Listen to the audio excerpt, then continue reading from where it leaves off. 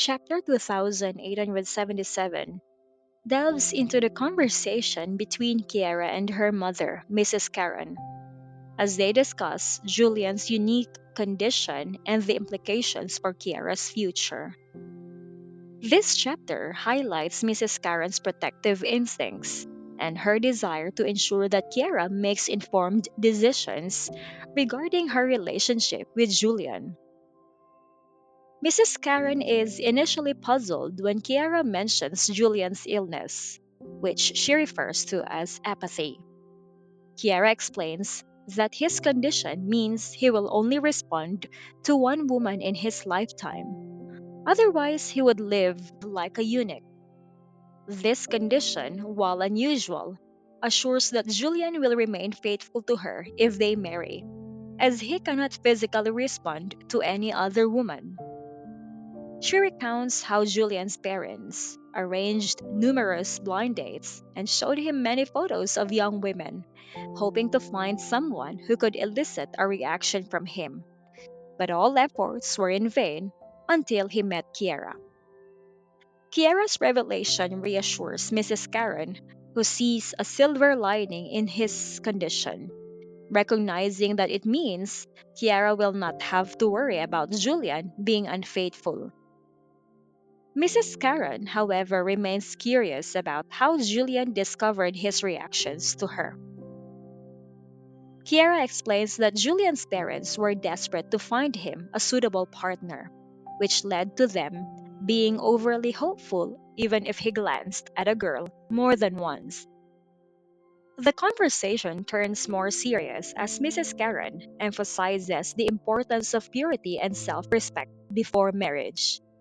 She advises Kiara against engaging in a physical relationship with Julian before their wedding day, warning her of potential consequences, including being looked down upon or facing reduced bride price from Julian's family. She underscores that societal and familial respect hinges on maintaining these values, despite modern trends and changes in attitudes.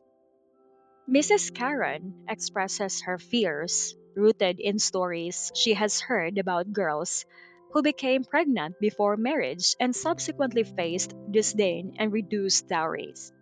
She worries that despite Julian's family's outward acceptance, there could be underlying judgment if Kiara were to become pregnant before marriage.